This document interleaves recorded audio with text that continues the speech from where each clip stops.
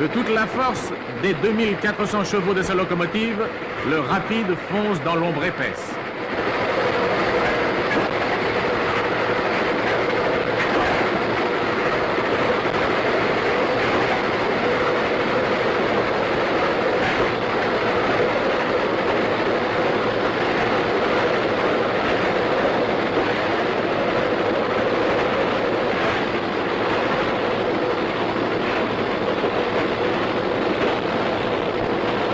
Que la nuit soit sereine ou désolée d'un vent de neige, qu'elle offre une visibilité parfaite ou qu'il faille difficilement repérer le signal au bout de la voie, mécaniciens et chauffeurs sont à leur poste.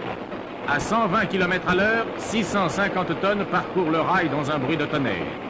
Deux hommes, une équipe, le mécanicien et le chauffeur de route, calmes, sûrs d'eux-mêmes comme de la puissance du monstre qui les emporte, conscients aussi de leur lourde responsabilité.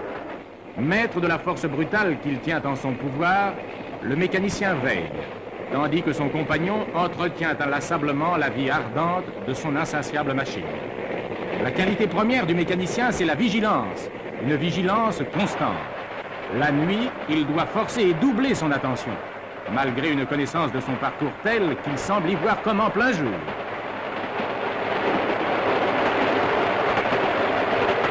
« 120 à l'heure. Ce n'est pour les voyageurs qu'un balancement agréable, une invitation au sommeil.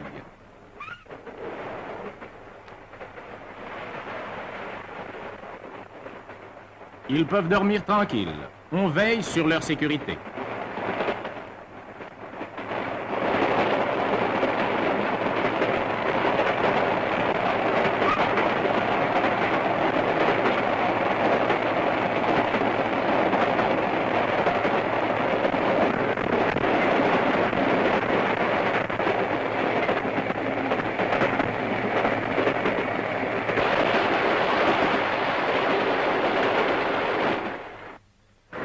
Et c'est l'étape.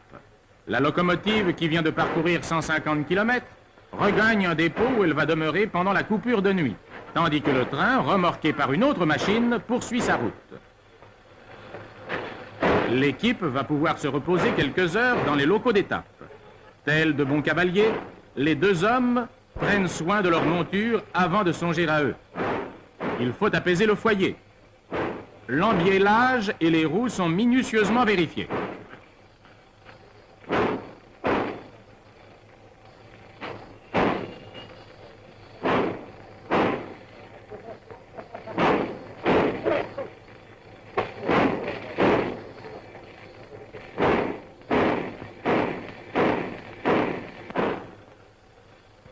Le bureau de la feuille va confirmer le train qu'il s'agira de faire, comme ils disent, à la reprise du service.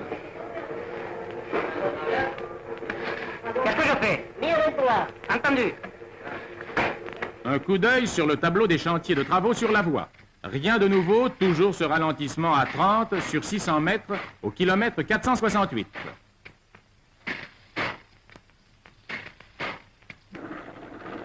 Enfin libre.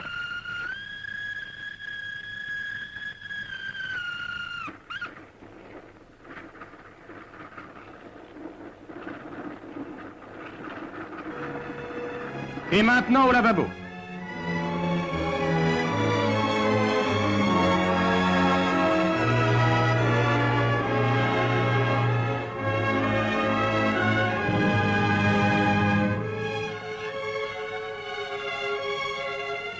L'équipe a bien mérité d'aller se réconforter au réfectoire. Tandis que le mécanicien met à jour ses écritures administratives, le chauffeur prépare un bref repas de nuit. Chacun mangera, soyez-en sûrs, de bon appétit.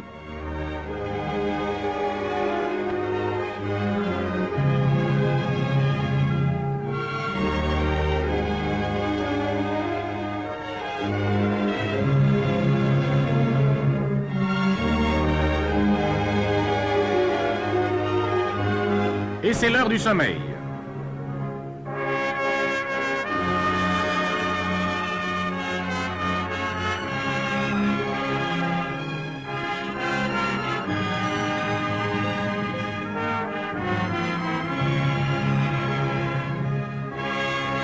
Trois heures après, réveil.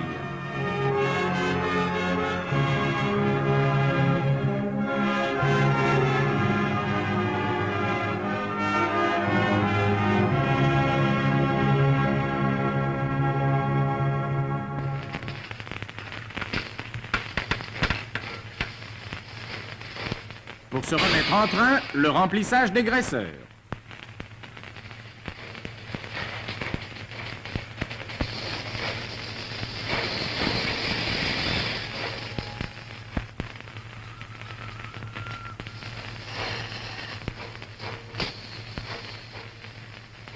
Après le plein de charbon, 23 000 litres d'eau sont déversés dans les flancs du tender.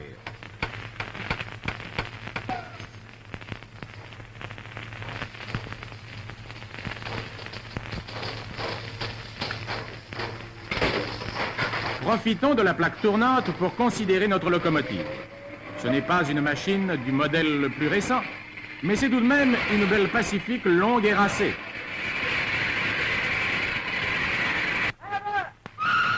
Et maintenant, allons en tête du rapide à remorquer.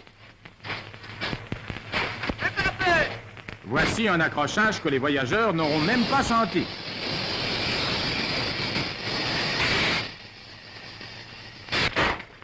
Tout est paré pour le départ. La chaudière est au timbre, c'est-à-dire qu'elle a atteint le maximum de pression autorisée et les freins ont été essayés.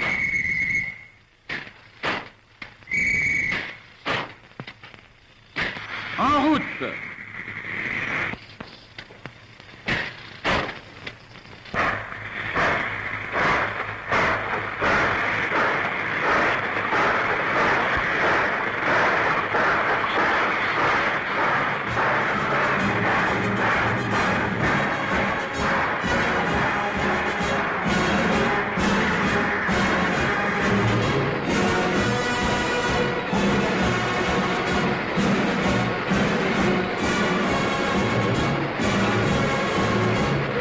Du chauffeur.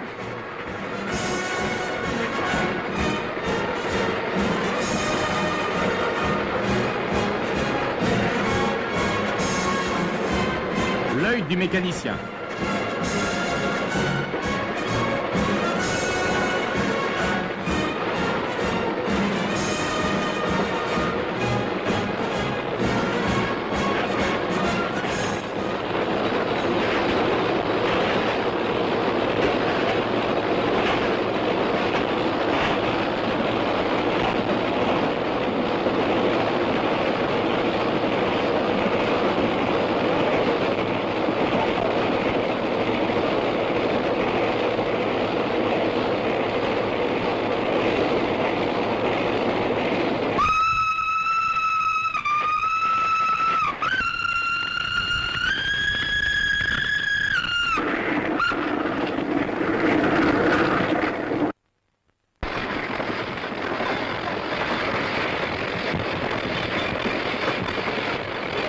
Rapide a pris sa vitesse. À coup de bielle, la course à l'horaire recommence. Il faut, pour reprendre un terme du métier, faire l'heure. Faire l'heure malgré ce chantier de voie qu'on doit franchir à 30 pendant 600 mètres.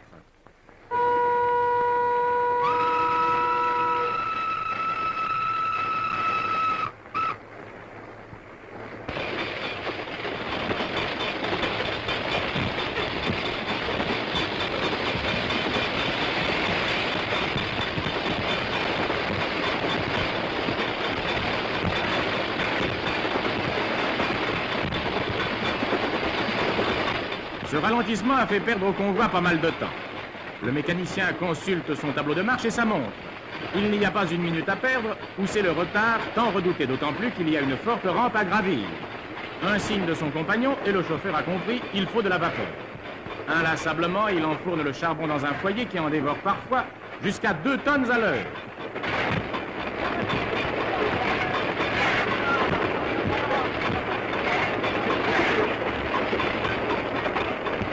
Enfin, voilà le 100 à l'heure.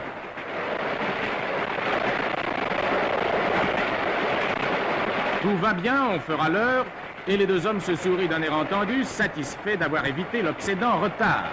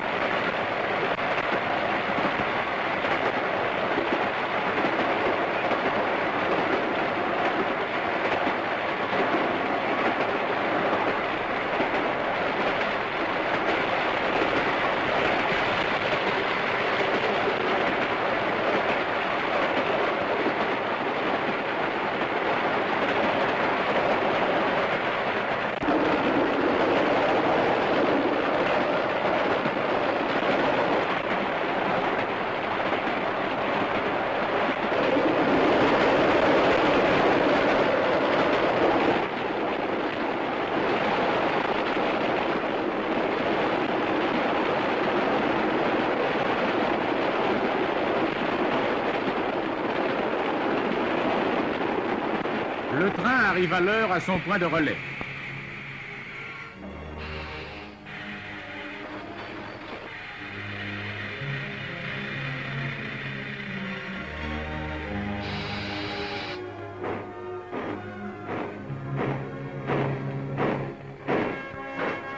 La locomotive va rejoindre cette fois son dépôt d'attache. Il est midi. Après 13 heures d'absence, dont 8h30 de travail, la journée de l'équipe est terminée. Chacun va pouvoir rentrer chez soi. L'aspect rude du métier va faire place à la simplicité de la vie familiale. Ô ironie, notre mécanicien arrive chez lui aujourd'hui pour jouer au chemin de fer avec ses enfants. Tandis que le chauffeur, de son côté, charge sa cuisinière avec une parcimonie mélancolique.